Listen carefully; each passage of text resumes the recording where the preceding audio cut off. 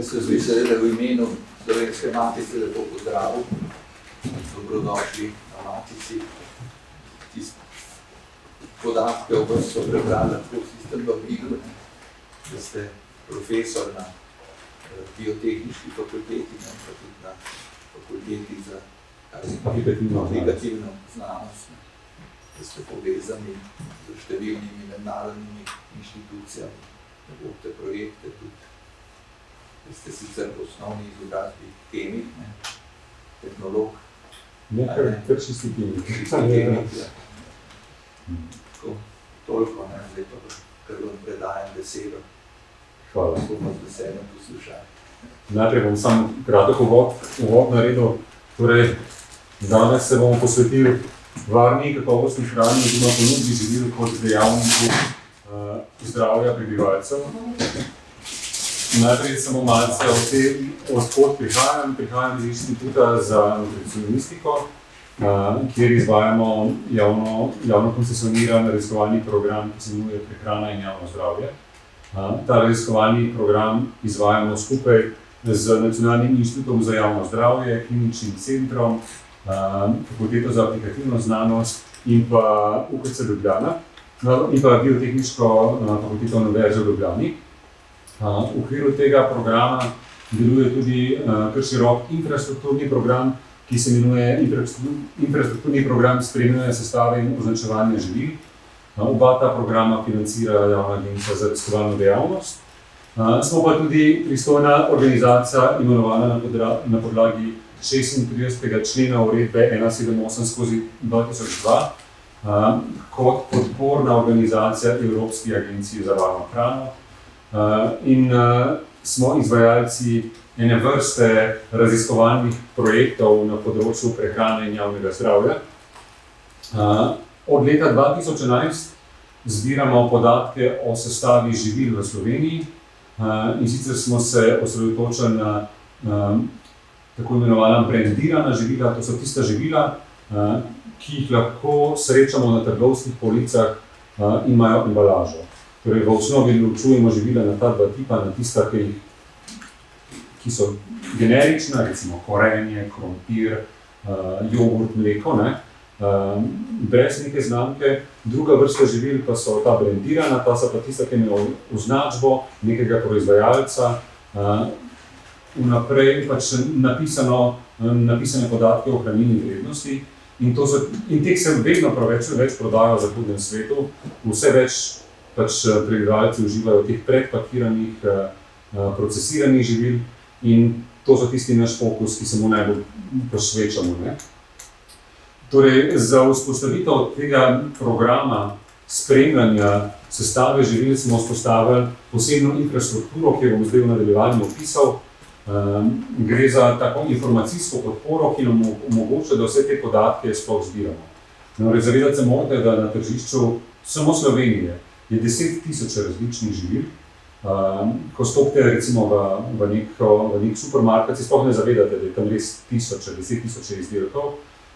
In če želimo spremljati sestavo vsega tega tržišča, torej, da vemo, kam grejo trendi, kaj se dogaja, preprosto trebamo vedeti, kaj v teh živilih noter je.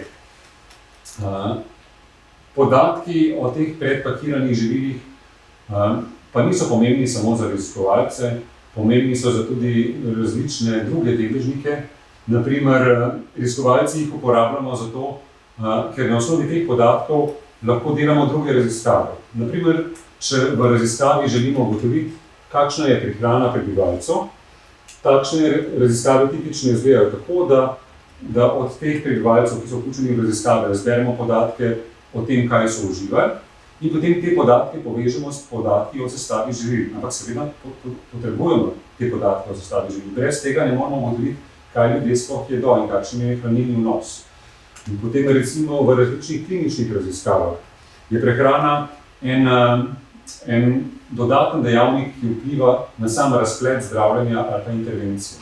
In tam se tudi včasih radi upoštevati, kaj so ljudje jedli. In spet se spremlja prehrano prebivalcev med intervencijo in da spremljamo prehrano, rabimo vedeti, iz česa so sestavljena živila, ki so jih jedli. Torej, vse te zadeve potrebujemo za te zadeve potrebujemo raziskovalci podatki. Potrebujejo pa tudi drugi. Recimo, v klinični praksi dietetiki ne bi mogli ustrezno svetovati prebivalcem brez tega, da vejo, kakšna je sestava živil. Recimo, tipično, če nekdo pride k dietetiku, dietetik od posameznika pričakuje, da nekaj dni spremlja, dela si zelo natančen dnevnik uživanih živil, tam napiše, jedel sem moj jogurt 1,6, 180 gramov in tako naprej, celo listo, in tam se spet pojavljajo ta brendirana živila, za katero rabimo vedeti sestavo. In brez teh podatkov prehranski dnevniki nimajo veliko smisla. Potem politični odločevalci porabljajo podatke o sestavi živil zato, da lahko sledijo spremembam na tržišču živil. Ne vem, če veste, ampak Slovenija se je že pred desetletjem odločila, recimo, da bo znižala količino soli v živilih oziroma natrija v naši prehrani. In če se spremlja podatek o količini recimo natrija v posameznih vrstah živil, na ta način lahko ugotovimo, kako uspešni so te politični ukrepi. Torej, ali gremo z vidika izboljševanja sestave živil v pravo smer ali pa morda v napačno.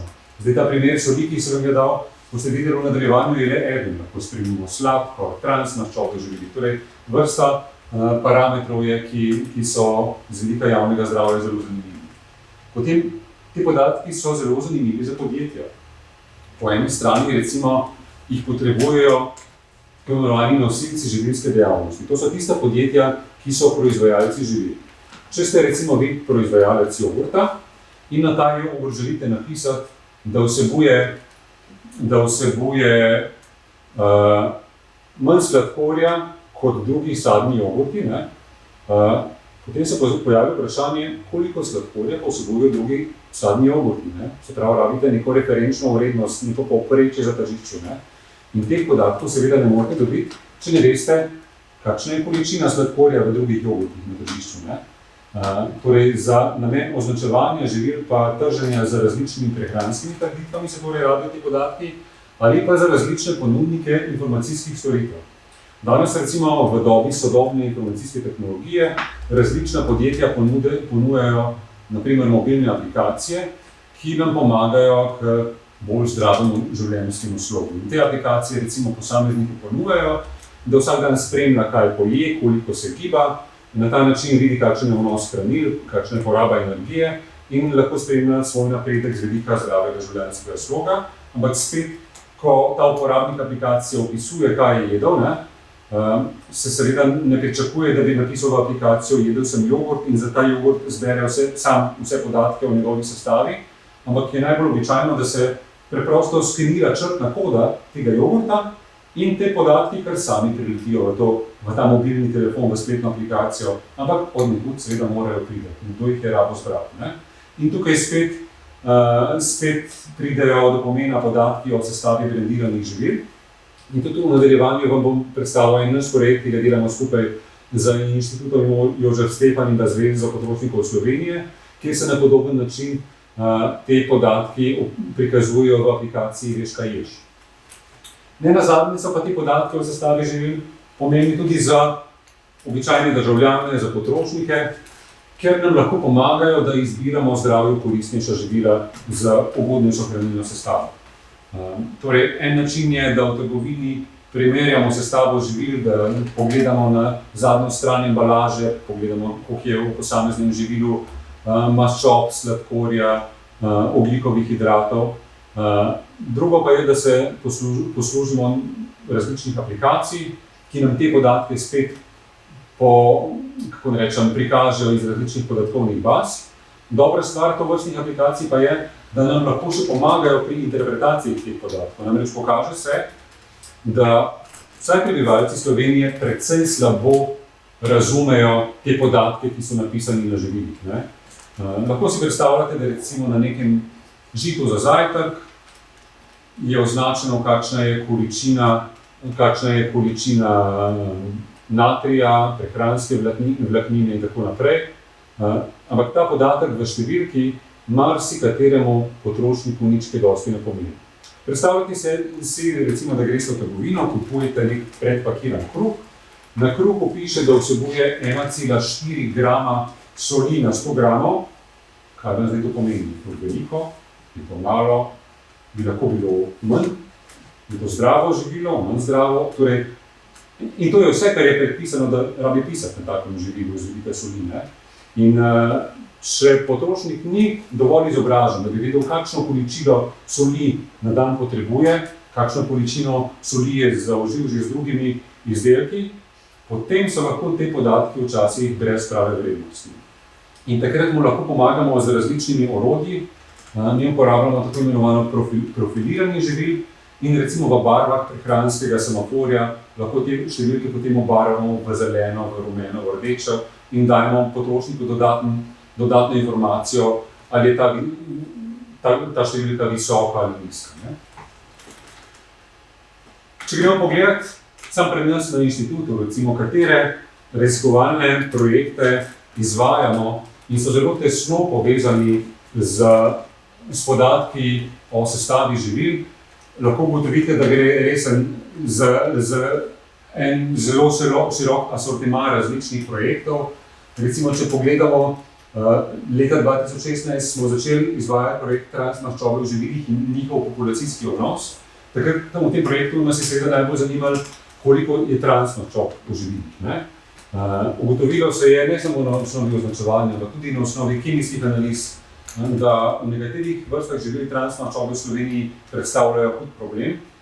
In prav na osnovi rezultatov našega projekta je potem država prepovedala oziroma omejila zgornjo količino transmaščob v živilih, tako da že kar nekaj let smo prebivalci Slovenije zaščiteni proti tovrstnim praksam. Se pa transmaščobe še vedno lahko pojavljajo zdaj v državah izven Evropske unije. Nekaj let za nami je potem celotna Evropska komisija, se pravi celotna Evropska unija sprejela ukrep omejitve transmaščob, medtem ko recimo na državah Balkana pa se te še vedno lahko uporabljajo. Ne? Potem nadaljevali smo s projektom Sladkor v prehrani. Nekaj rezultatov tega projekta se bomo pogledali v nadaljevanju. Kot že ime pove, nas je seveda zanimalo ne le koliko je sladkorja v prehrani prebivalcev Slovenije, ampak tudi kam se giblje trend dodajanja sladkorja v živilih. Potem smo imeli projekt o lokalno pridelani ajdi kot surovini za proizvodnjo kakovostnih živil. Tam smo spremljali uporabo različnih vrst ajde. Potem projekt prehrana otrok in odraslih kot zaščitni dejavnik in dejavnik zdravstvenih tveganj. Ta projekt predstavlja raziskavo NutriHealth, ki si jo bomo tako pogledali. In v okviru te raziskave smo gledali, kaj prebivalci Slovenije sploh jemo. Osredotočili smo se na prebivalce, konkretno v tej raziskavi na prebivalce starejše od 18 let in sicer dve skupini. Ena skupina je bila med 18 in 65, pa med 65 in 74 let. In smo preprosto gledali, kaj so prehranski izzivi. Po eni strani smo natančno obravnavali, kaj ljudje pojemo. Po drugi strani smo pa spremljali tudi, kako smo preskrbljeni s posameznimi hranili. To smo postorili tako, da smo vzeli vzorce krvi in na osnovi vzorčenja teh biomarkerjev pogledali, kakšne so tveganja za pomanjkanje različnih hranil. Podobno smo delali tudi, še vedno delamo za raziskavo izzivi doseganja ustrezne preskrbljenosti z vitaminom D. V tej raziskavi se že skoraj 3 leta kar veliko govori. Namreč skupaj z raziskavo NutriHealth smo poročali o tem, kako so prebivalci Slovenije slabo preskrbljeni za vitaminom D, še posebej v obdobju zime. Potem imamo en projekt merila za dodeljevanje simbola za dodatno označevanje živil z ugodnejšo prehransko sestavo. Ne vem, koliko poznate, ampak že več kot 30 let se v Sloveniji podeljuje živilom en znakec, podeljuje ga Društvo za varovanje srca in ožilja. Včasih se je imenoval Varuje zdravje, zdaj se pa imenuje znak varovalnega živila. To je tak znakec, ki je v okviru srčka in pravico do uporabe tega znaka imajo tista živila, ki imajo ugodnejšo hranilno sestavo, naprimer manj maščob, manj soli, več prehranske vlaknine. In država je zdaj šla v pripravo meril, s katerimi bo ta znak iz društva prišel na nacionalno raven. da bi ga bolj razširili in da bi prebivalcem še olajšali izbiro zdravju ustreznejših živil. Namreč pokazalo se je ravno tisto, kar sem prej omenil, da prebivalci ne razumejo vseh teh številk, vseh teh podatkov na označbah in da jim je veliko lažje prepoznati, če je en bolj enostaven indikator te prehranske vrednosti. Recimo, če je na nekem živilu sam nek znakec, da je to nekdo že pogledal in da je to živilo res ugodnejše, potem, če imajo prebivalci zaupanje v tak znak, lahko to predstavlja eno poenostavljeno izbiro zdravju koristnejših živil. Po drugi strani obstaja v projektu analize pridelave in trženja proizvodov shem kakovosti, raziskujemo in drug simbol, ki tudi obstaja, in sicer simbol izbrana kakovost. Tudi tega najbolj poznate, tega je pa razvilo Ministrstvo za kmetijstvo skupaj s pridelovalci slovenskimi. S tem znakom se pa označujejo živila, ki so bila pridelana in proizvedena v Sloveniji. In v okviru tega projekta raziskujemo, kako se ta znak pojavlja na tržišču, kaj se dogaja z tržnimi deleži izdelkov, ki so označeni s tem znakom. Kolegi pa raziskujejo tudi, kako potrošniki dojemajo ta znak, kakšen vpliv ima na kupne navade in kaj so izzivi, ki bi nam omogočali, da bi ta znak naredili bolj učinkovit in prepoznaven. Namen tega znaka je sicer predvsem ni to povezan z zdravimi izbirami in s hranilno sestavo živil, temveč predvsem s tem, da bi se podpiralo lokalno proizvodnjo hrane, torej čim manj uvoza in čim bolj, kako da rečemo, od vil do vilic principa. Torej vsi ti projekti, ki sem jih zdaj omenil, so projekti, ki jih financira ali pa jih je financirala Javna agencija za raziskovalno dejavnost, ARRS. Potem izvajamo še dva projekta promocije zdravja, se to imenuje, ki jih financira Ministrstvo za zdravje. En projekt se imenuje Inovativne rešitve za informirane odločitve. V okviru tega smo razvili mobilno aplikacijo Veš, kaj ješ, ki se jo bomo še pogledali. In pa projekt Veš, kaj piješ, podpora prebivalcem za zmanjšanje tveganja rabe alkohola z mobilno aplikacijo. Tukaj je šlo pa za nadgradnjo aplikacije Veš, kaj ješ. In sicer smo zaznali problem, da ljudje, ki uživajo alkoholne pijače, nimajo nobene informacije o tem, da te pijače niso le vir alkohola, ampak so tudi zelo pomemben vir energije. V tipični alkoholni pijači je lahko bistveno več energije, kot pa v neki brezalkoholni pijači. Ampak zakonodaja ne predpisuje, da bi ta podatek moral biti kjerkoli označen. To je pač nekje skrito. Ta privilegij so si pač izborili prodajalci alkoholnih pijač že dolgo nazaj. Zdaj se na ravni Evropske unije se razmišlja o tem, da bi preklicali ta odpustek in da bi bilo obvezno označevanje tudi hranilne vrednosti na alkoholnih pijačah, ampak še dolgo časa temu ne bo tako. Zato smo mi razvili en algoritem, ki nam pomaga oceniti energijsko vrednost določene alkoholne pijače glede na deklarirano vsebnost alkohola, ker količina alkohola pa rabi biti označena, in pa vrsto alkoholne pijače čim bolj natančno. In sicer, če mi vemo, kakšna vrsta vina recimo je v neki steklenici in vemo, kakšna je deklarirana vrednost alkohola, lahko zelo natančno ocenimo, kakšna je tudi energijska vrednost te pijače, pač tega vina, in ta podatek lahko zdaj potrošniku podamo z aplikacijo Veš, kaj ješ. In sicer tako enostavno, da se za to brezplačno mobilno aplikacijo preprosto poskenira črtna koda tega vina in uporabnik aplikacije takoj tisti hip dobi že podatek o količini ne samo alkohola, ampak tudi energije v tem vinu. Torej na ta način zdaj mi lajšamo ta prehod do takrat, ko bo, upam, nekoč potrebno tudi označevati količino energije v tovrstnih pijačah. Potem imamo še projekt, mi mu rečemo Do It, digitalne rešitve in opolnomočenje rabe informacijske tehnologije za spodbujanje izbire varovanih živil in promocije zdravja. Ta projekt pa financira Ministrstvo za javno upravo. Gre pa za nadgradnjo spet aplikacije Veš, kaj ješ, ki bo izvedena v naslednjem letu in bomo preko te iste aplikacije omogočili tudi dostop do podatka o varovalnem živilu. Torej, z aplikacijo bodo imeli uporabniki tudi dostop do podatka o tem, katera so tista varovalna živila. To so ta živila označena s tistim znakcem, ki sem ga prej omenil, srčkom, ki ga podeljuje Društvo za varovanje srca in ožilja. In na ta način, z vsemi temi ukrepi, upamo, da bomo pač še bolj spodbujali zdrave prehranske izbire med našimi prebivalci. Omenim pa rabim še en Horizon 2020 projekt, ko gre pa za en zelo velik evropski projekt, ki ga financira Evropska komisija, ki se imenuje FNS Cloud, Food Nutrition Security Cloud. Tukaj gre pa za res zelo širok projekt, v katerem mi vodimo vlogo demonstratorja uporabe podatkov o sestavi živil za različne deležnike. V okviru tega projekta se recimo testirajo različni načini zbiranja podatkov. Kot si bomo pogledali zdaj v nadaljevanju, bomo predstavil, kako te podatke zbiramo in kako jih naprej uporabimo. In videli boste, da je na tem področju vrsta metodoloških omejitev, ki jih želimo preseči do te mere, da jih bo možno implementirati tudi v ostale države. Namreč Slovenija je ena izmed izjemno redkih držav na svetu, kjer sploh zbiramo tovrstne podatke.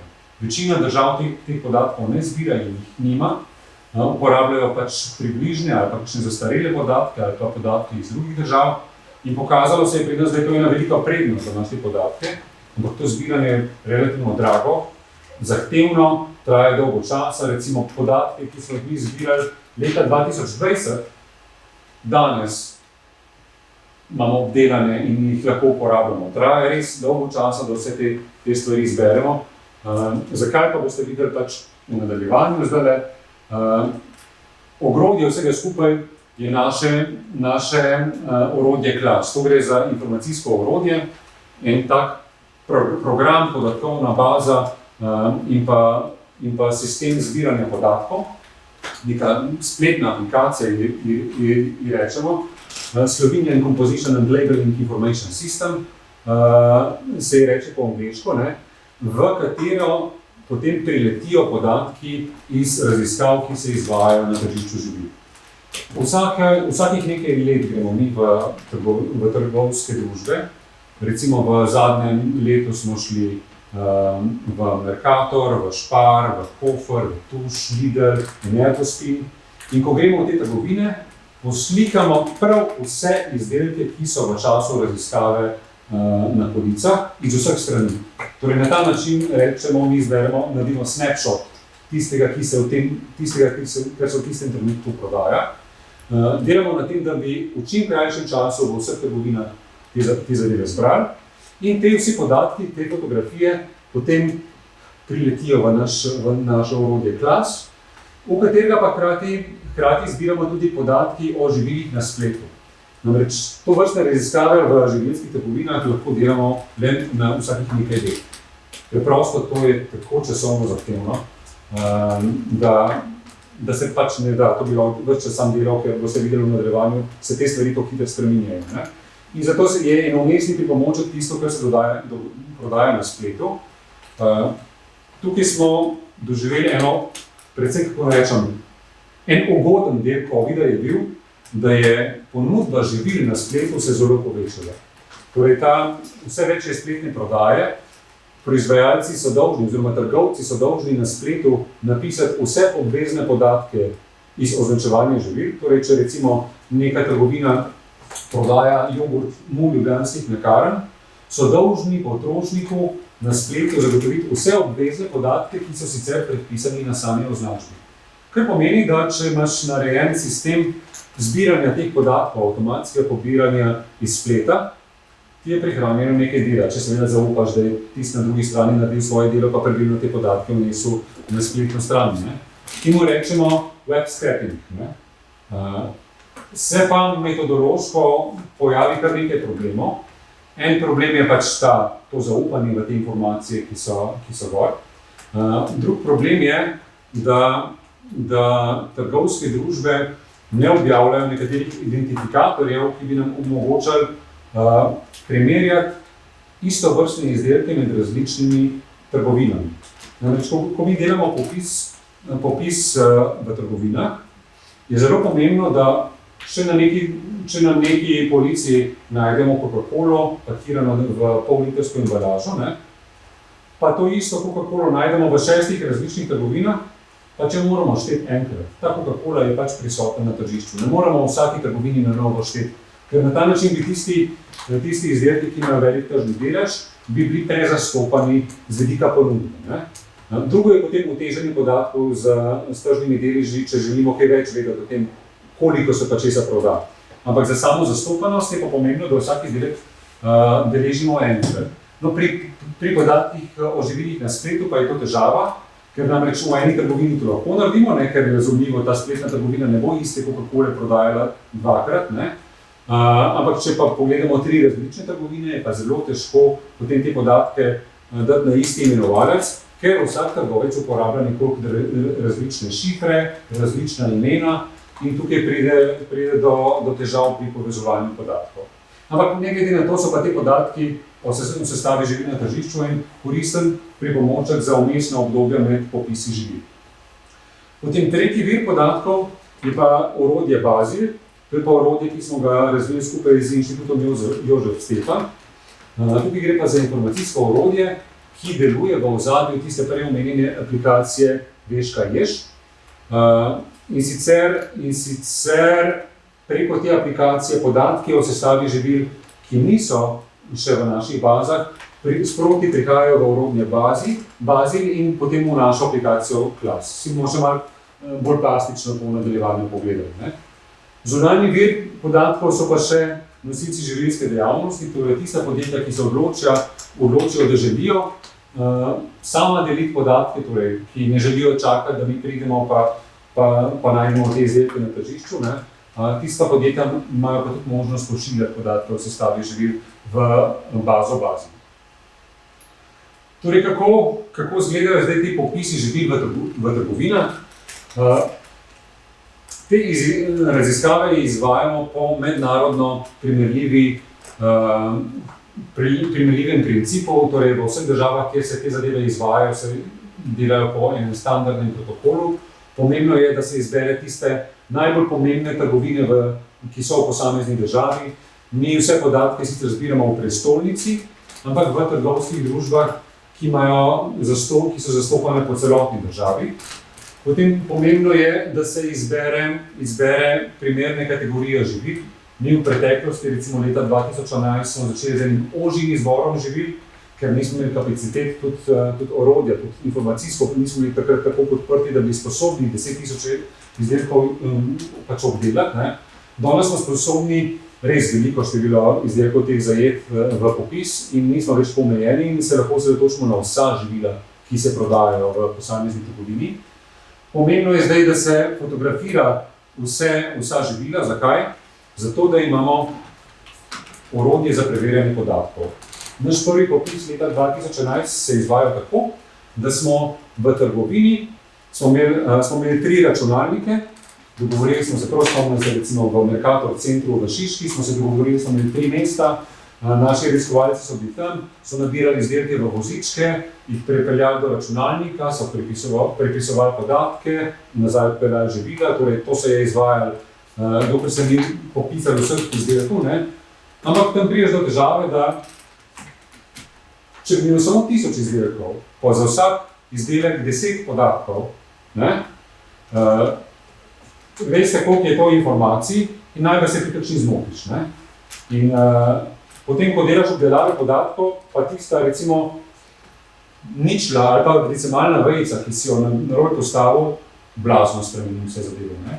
In hitro prideš do nekih osamelcev, ki jih pa želiš preveriti, ker prosto ne verjameš, da je nekdo napisal, da en jogurt vsebuje 80 gramov maščobe, ne. Pač to je neverjetno, se pravi, se očitno nekdo mogel zmotiti, ampak ti ne moč kar popraviti podatke za nazaj, ne. In v tisti raziskavi nismo imeli možnosti pogledati za nazaj, ne. Ti podatke smo obdelovali takrat, ko tistega jogurta več ni bilo na tržišču, ne. In zato smo od leta 2015 naprej uvedli to sistematično fotografiranje vseh živil. Za vsako živilo, ki se je prodajalo od takrat naprej, gremo mi vedno lahko v naš arhiv pogledati, kaj takrat bilo, ugotovimo, ali smo se zmotili, ali se je mogoče zmotil tisti delal označbo. Velikokrat se pa zgodi tudi, da rabimo kakšen podatek, ki nas takrat sploh ni zanimal. Recimo, izvajali smo raziskavo, kjer smo gledali, kako se tržijo živila otrokom. Ne? Ali so živila, na katerih so recimo kakšni liki iz risank, ali imajo slabšo sestavo kot tista, kjer ni takih likov. Ne?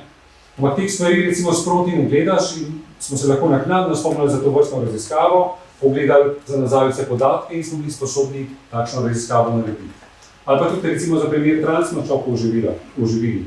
Ko smo delali popis leta 2011 in nihče ni mislil, da bodo transmaščobe tak problem. Šele nekaj let kasneje so bili objavljeni rezultati profesor Stenderja iz Danske, ki je čisto slučajno na vseh državah Balkana raziskoval vsebnost transmaščob v različnih piškotih in je ugotovil nenormalno visoke količine transmaščob v izdelkih v Sloveniji v primerjavi z zahodnoevropskimi državami.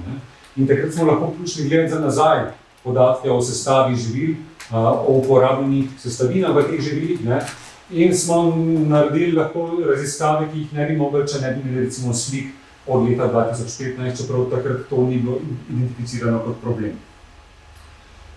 Kar se tiče potem samega, ko imamo fotografije zdaj teh živil v sistemu, je pa seveda pomembno, da so primerno obdelani. Če si zdaj predstavljate, da imate na tržišču 30,000 izdelkov, recimo koliko jih je bilo leta 2020 v naši raziskavi, si predstavljate, kako zdaj za teh 30,000 izdelkov dobiti podatke o količini energije, o sestavinah, o natriju, skratka, to se treba potem dati v neko obliko, ki je berljiva, ki jo je možno obdelovati, torej sama slika nam nič kaj dosti ne pomeni. Zato uporabljamo tako imenovano OCR metodo za avtomatsko prepoznavanje besedila, kjer si lahko s tem pomagamo. In s to metodo zberemo podatke o sestavi živila v našo bazo in jih potem ročno pregledujemo. Velikokrat se te metode ne da uporabiti, recimo embalaže so različne oblike in ravno preprosto prepisati te podatke iz označbe. In pa pomembno je povedati tudi, da te podatke mi delimo tudi v zunanjih sistemih. Torej niso v naši podatkovni bazi samo zato, da jih imamo raziskovalci, ker smo jih pač zbrali, ampak te podatki se potem delijo in imajo, ne nazadnje imate od njih korist tudi vsi potrošniki, recimo s tisto aplikacijo prej omenjeno Veš, kaj ješ. Če poskenirate neko živilo, se neposredno iz te naše baze ti podatki črpajo na mobilne telefone lahko vseh državljanov danes, ki pač uporabljajo to aplikacijo.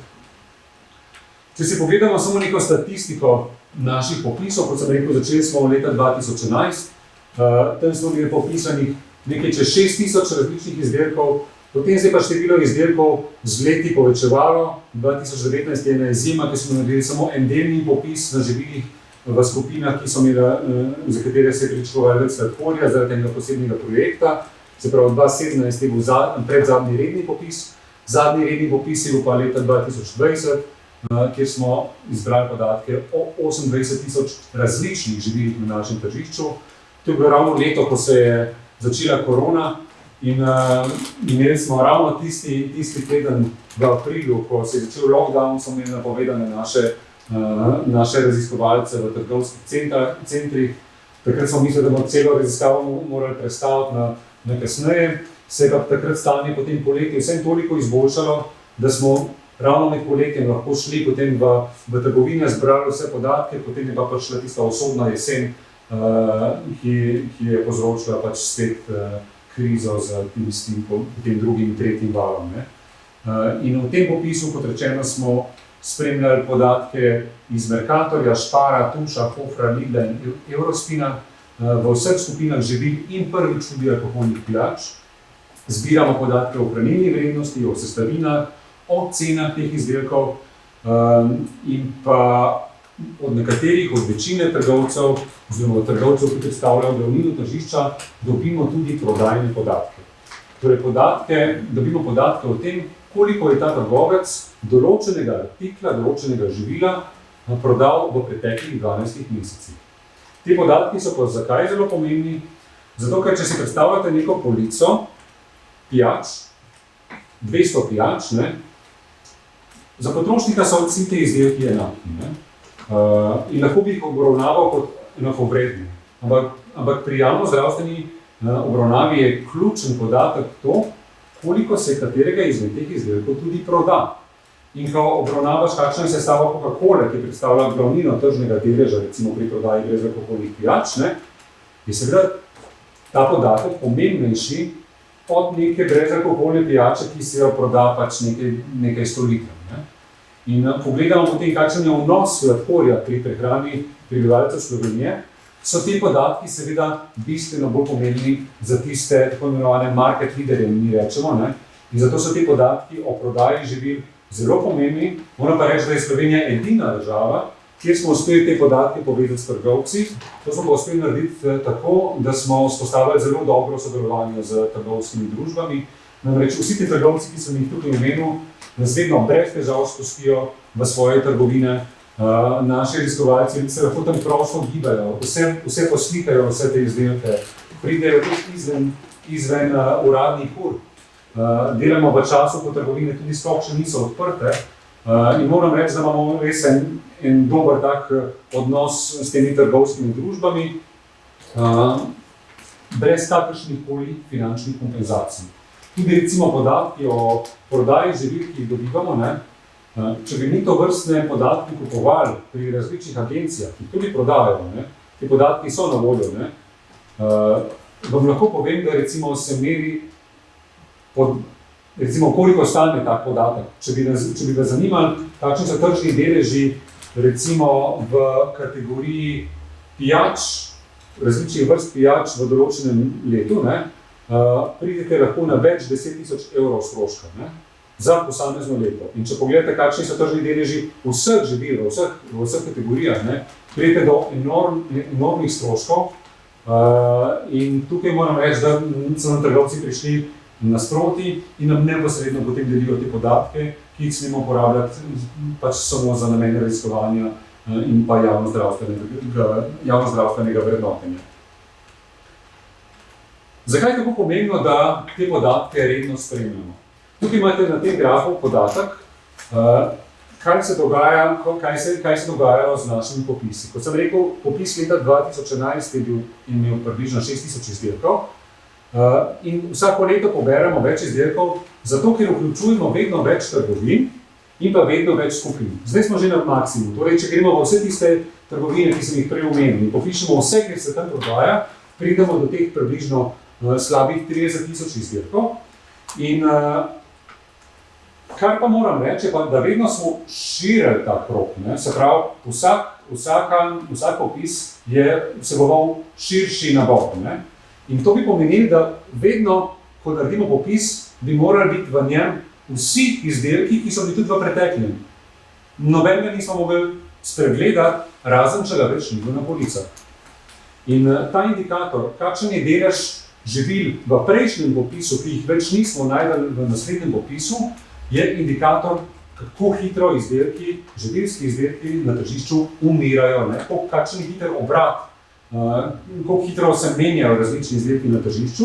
In recimo čisto aktualni podatki, recimo približno polovica izdelkov, ki smo jih na tržišču najdeli leta 2017, je bila še vedno na tržišču potem leta 2020, pol jih je pa izginilo in so jih nadomestili drugi izdelki.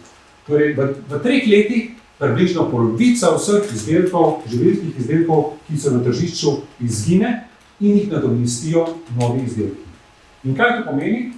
Do 3 letih te naši podatki zelo zastarijo in zato imamo plan, da bi vsake 3 do 4 leta se tovrstni popisi pač morali izvajati, če želimo dobivati aktualne podatke, ki odražajo trenutno stanje.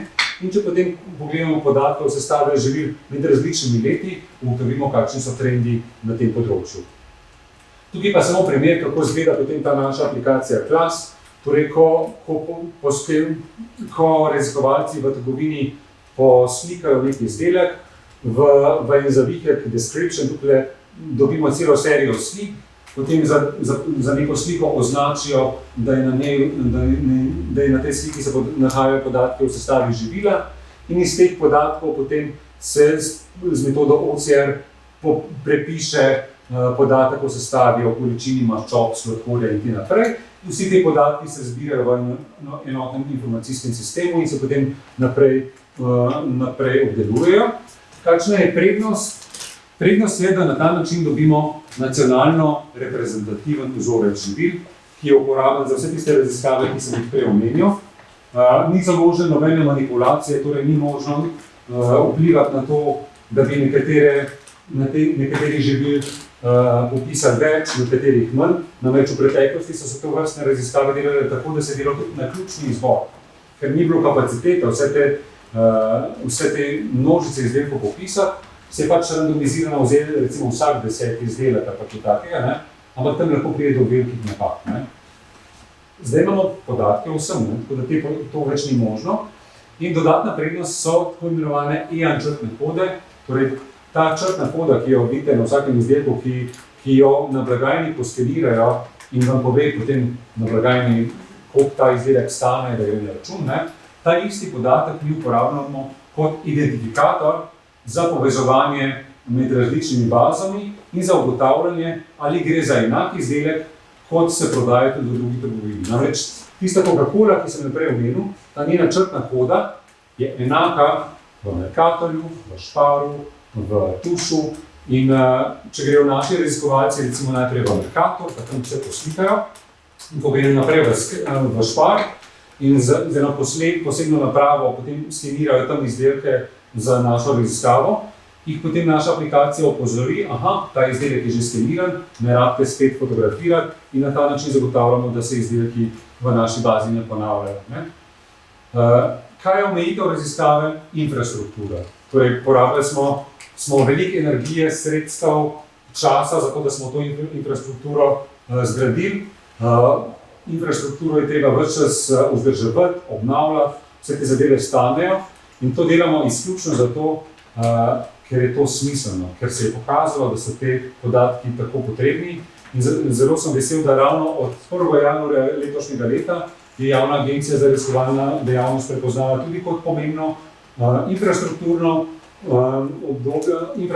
področje in nam je začela financirati tudi ta infrastrukturni program zbiranja podatkov o sestavi živil za naslednjih 7 let. Omejitve so seveda tudi hitre spremembe na tem področju, tisti prehodni čas 3 let, ki sem ga prej omenil, tu je ena zelo ključna omejitev za vse to vrstne raziskave, ki se jo moramo seveda zavedati in zato se poslužujemo vmes tudi drugih orodij za zbiranje podatkov. In eno izmed teh orodij je že prej omenjena aplikacija Veš.ješ. Jaz ne vem, ali poznate aplikacijo Veš.ješ, ste že slišali zanjo? Torej, to gre za aplikacijo, ki se jo brezplačno lahko naloži na katerikoli ta pametni mobilni telefon, Android ali pa iOS, torej bodisi Apple, bodisi Samsungi, Huawei, kakoli pa že je. Če boste poskenirali to črtno kodo, pač pridete do te spletne trgovine, kjer se to brezplačno naloži. In ko se ta aplikacija naloži, se vam poda možnost, da poskenirate črtno kodo nekega izdelka. In recimo, da v trgovini najdete mandar napolitanke, zadaj je črtna koda, poskenirate črtno kodo in aplikacija vam na tak način pokaže, da te napolitanke vsebujejo 22 gramov maščob, 46 gramov sladkorjev in tako naprej. In vam te podatke pokažejo v barvah prehranskega semaforja. Prehranski semafor označuje tiste hranila, ki jih želimo v prehrani omejevati. Torej, govorimo o maščobah, nasičenih maščobah, sladkorju in pa soli. In če je količina teh snovi v živilu visoka, jih označi v rdeči barvi, če je srednja, je oranžno, če pa nizka, je pa zeleno. In ko ta izdelek poskeniramo, dobimo takšen rezultat. In če boste poskenirali pa recimo ene mandar napolitanke, na katerih piše polnozrnate, pa zmanjšana količina sladkorjev, boste lahko presenetljivo ugotovili, da energijska vrednost je pa približno isto. Hočem reči, potrošniki, ko kupujemo izdelke, jih ne smemo kupovati samo z očmi, pa s tistimi trditvami, ki so na prvi strani. Marsikdo, če mu pokažemo te dve embalaži, je rekel, to je res nek bolj zdrav izdelek, polnozrnat, pa tam piše, da je 30% manj sladkorja, to mora biti že nekaj res boljšega. Ampak, ko pa res pogledaš, kakšna sestava, pa vidiš, da je proizvajalec namesto sladkorja v izdelek dodal več maščob. Energijska vrednost je približno enaka, ne? Samo edina razlika je tega, da tele so pakirane po 400 gramov, te pa po 300 in jih lahko malo manj poješ. Ne? Pa tele so bile 10% dražje, čeprav jih je manj noter. Ne? Torej, marsikateri trik se danes uporablja in če mi naučimo potrošnike prepoznati te indikatorje, po kakšnih živilih posegati, lahko naredimo marsikaj pri tem, da izboljšamo prehranske odločitve. In kaj se zgodi, ko potrošnik s to aplikacijo poskenira nek izdelek, ki ga ni v naši bazi? Prej sem rekel, recimo, zdaj v naši bazi iz več let je recimo cirka 50 000 različnih izdelkov. Seveda se lahko zgodi, da ko poskenira potrošnik izdelek, ki je bil lansiran letos, lani, tega izdelka morda ni v naši bazi. In ta aplikacija je narejena tako, da takrat tega uporabnika pozove, da nam pomaga zbirati podatke. Temu se reče crowdsourcing. Crowdsourcing je način, kako znanstveniki vključujemo širšo javnost pri tem, da nam pomaga zbirati podatke, ki so pomembni. In na ta način z vsemi 10 000 uporabnikov te aplikacije lažje zbiramo podatke v vmesnem obdobju, ko gremo v trgovini. In vsak uporabnik aplikacije sodeluje s temi svojimi podatki. In pri tem nima kaj dosti dela. Ko skenira izdelek, ki ga pač ni v naši bazi, ta aplikacija pokaže, izdelka še ni v bazi, nam pomagaš dopolnjevati bazo in če klikne da, potem ga pozove, da naredi 3 fotografije tega izdelka. Te fotografije se zberejo v tisti bazi, ki sem jo prej imenoval v bazi.si. V tej bazi potem obdelamo te slike, dodamo podatke o sestavi v bazo in na ta način postanejo te podatki ne le vsem ostalim uporabnikom te aplikacije, temveč tudi raziskovalcem, da jih lahko uporabljamo pri vrednotenju instrument na tržišču živil. In na koncu se mu lahko zahvalimo in vpišemo pač te podatke v bazo in ta proces se nadaljuje. In do danes recimo smo prav preko aplikacije Veš, kaj ješ zbrali že na tisoče podatke o na tisočih novih živil, ki jih ni bilo v naših popisih živil. Če pa pogledamo zdaj naprej, kako tovrstne podatke mi uporabljamo za raziskave na področju javnega zdravja. Idem samo pogledal uro.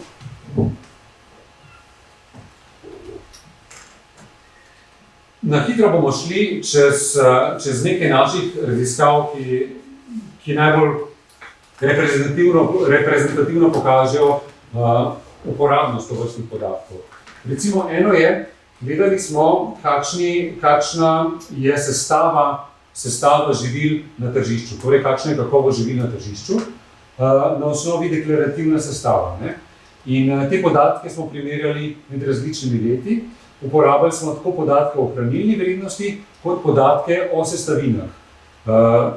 Te dvoje podatke ločujemo zato, ker podatki o hranilni vrednosti so vedno količinski.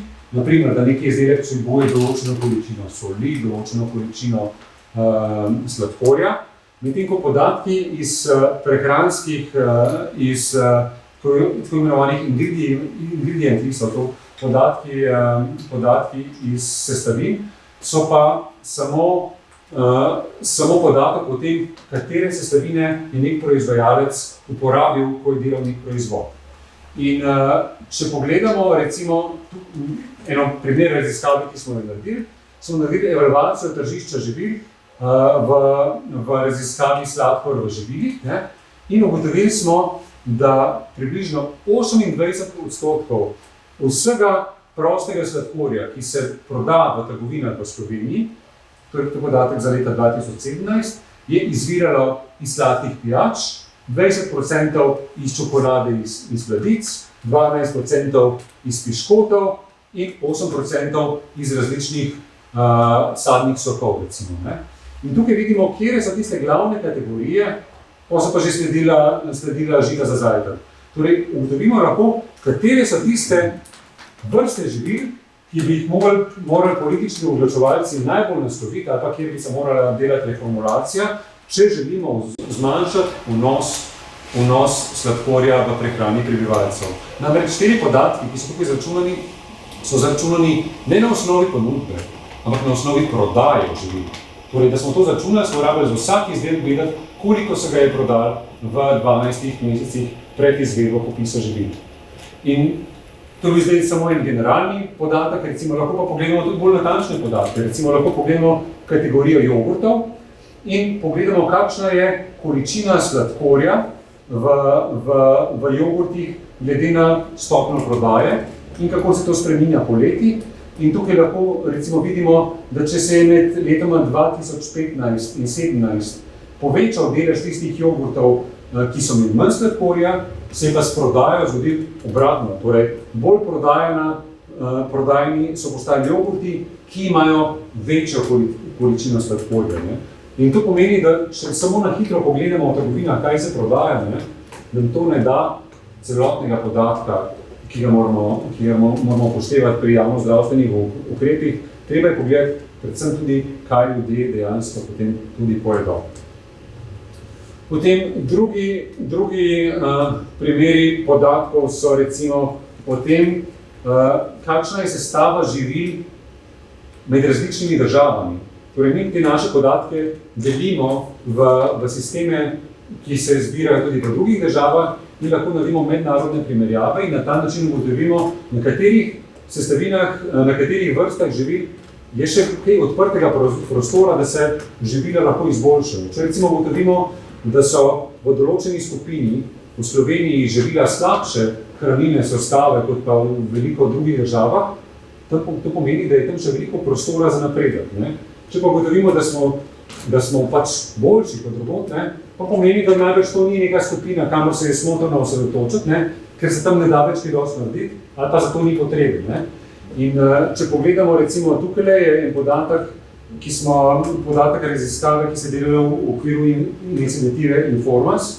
Tukaj so podatki za Slovenijo in sicer za različne vrste živil smo dali podatke in z rdečo so označene številke, kjer smo bili slabši po hranilni sestavi, za zeleno pa kjer smo bili boljši.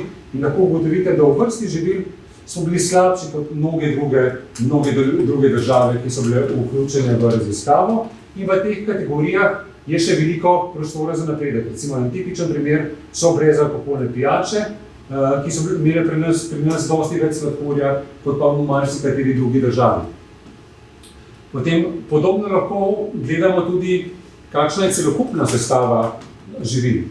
Torej, ko ocenjujemo, koliko zdravo je to živilo, koliko ima ugodno hranilno sestavo, je precej problematično, ker živilo je sestavljeno iz res veliko komponent, vsako gledamo posebej in z nekaterih vidikov je boljše, z nekaterih je slabše in je zelo težko dati neko generalno sliko, ali je to zdravo ali manj zdravo živilo.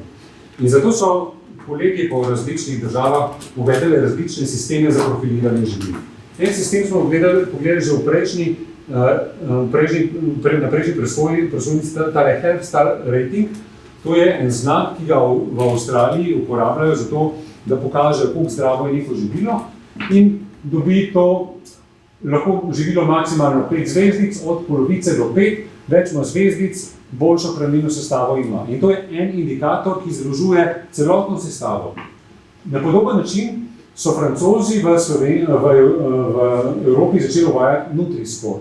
O Nutri-Scoreu se zna zgoditi, da boste še veliko slišali, namreč preučuje se ideja, da bi ga uvedli po celi Evropi kot del obveznega označevanja živil.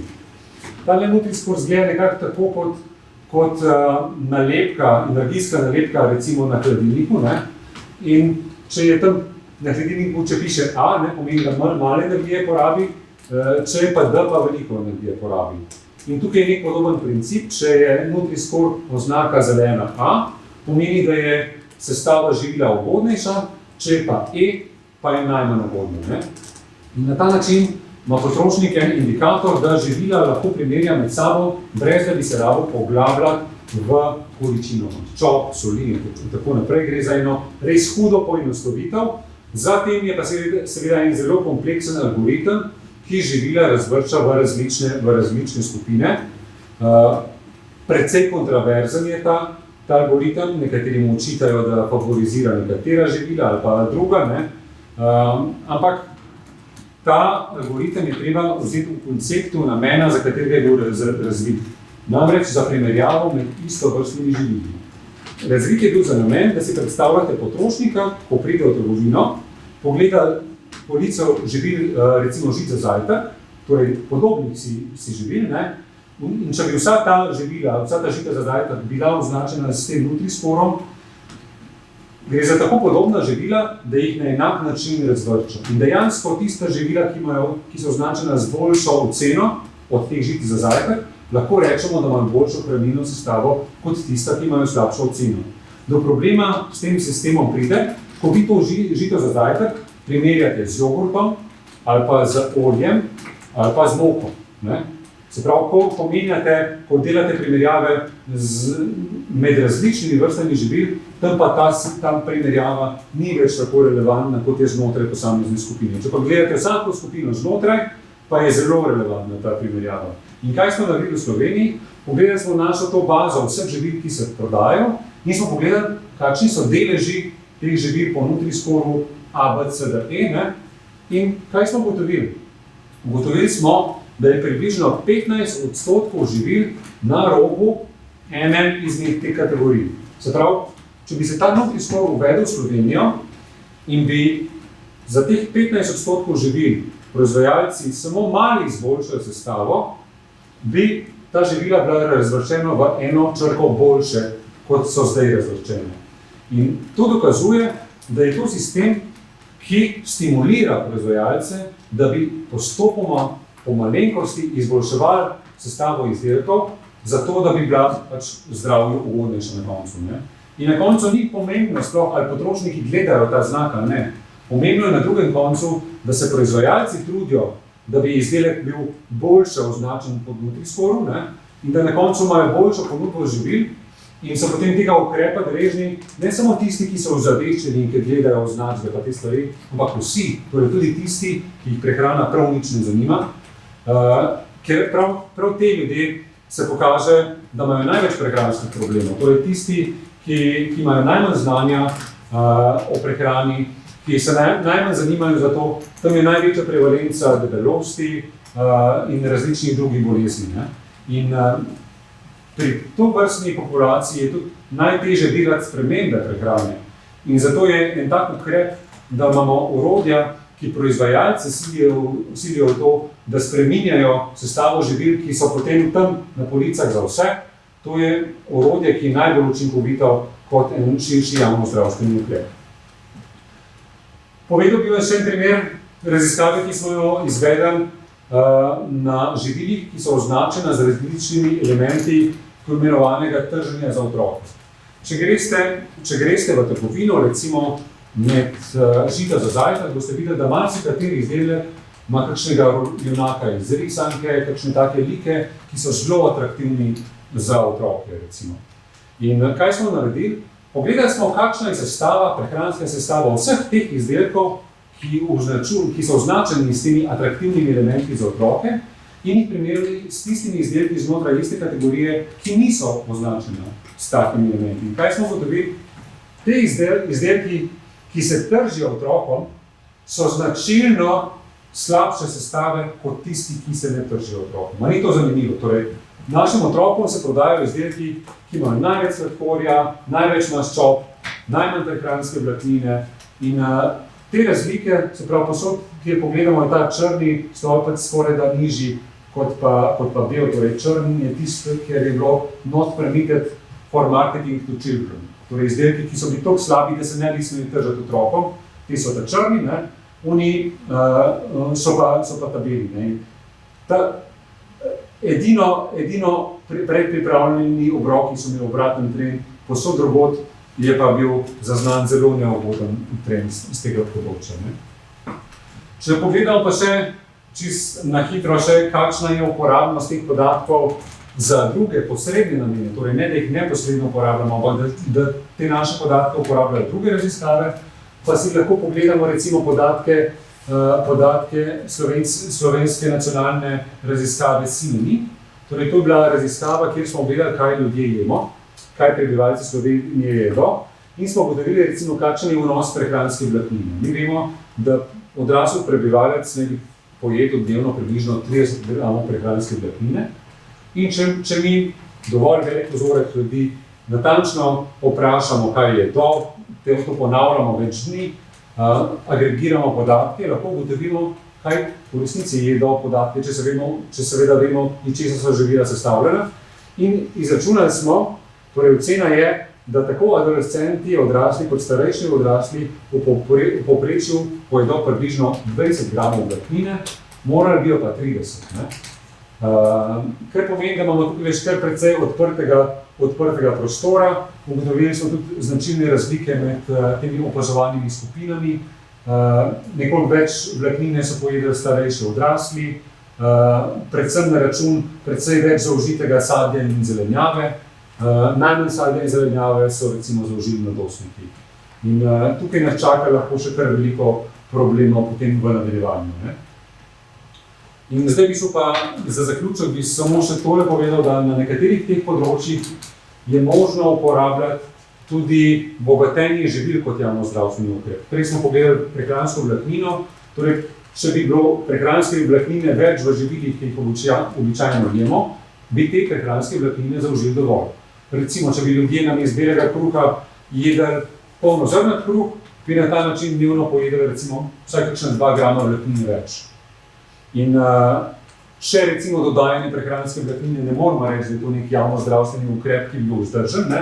Pa obstajajo ukrepi, ki pa so vzdrženi. Recimo v Sloveniji se je vedelo, da je bilo zelo izrazito pomanjkanje joda in že zelo dolgo nazaj, že v 60-ih letih prejšnjega stoletja, so uvedli obvezno jodiranje soli s kalijem in jodidom in količina in prevalenca, recimo pomanjkanje joda in pa golčevnosti je izrazito upadla zaradi tega ukrepa. Ne?